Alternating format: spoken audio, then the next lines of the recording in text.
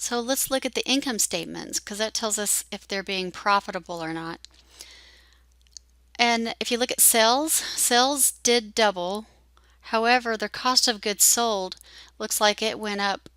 They roughly doubled as well. Their other expenses went up.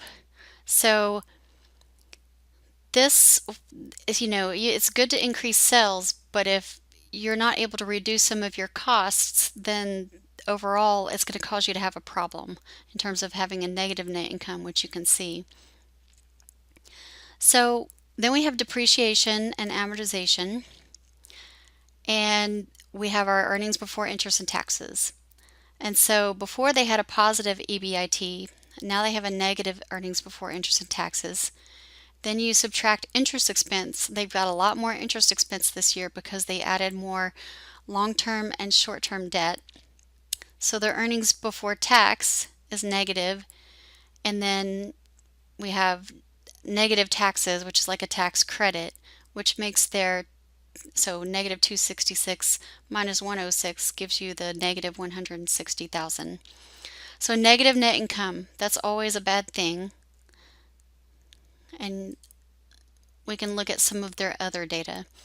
Their number of shares outstanding, like we know, it stayed the same because they didn't issue any new shares.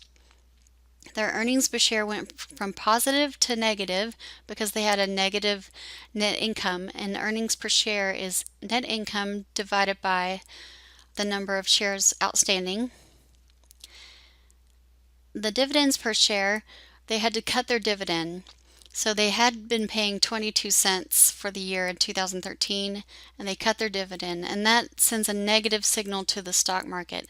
And you can see that their stock price went down because people can tell what's really happening is some bad stuff. So they had a stock price of $8.50 and it went down to $2.25. And then they have some lease payments and they've stayed the same. And then if we look at the statement of stockholders' equity, you can see the number of shares of common stock and the amount that's outstanding. And you look at the retained earnings for 2013, and then you subtract out dividends that were paid, and you usually add a positive net income, but in this case they're subtracting because they had a negative net income. And that leaves you with a balance of retained earnings for $32,592. And then you just look at your total stockholders' equity.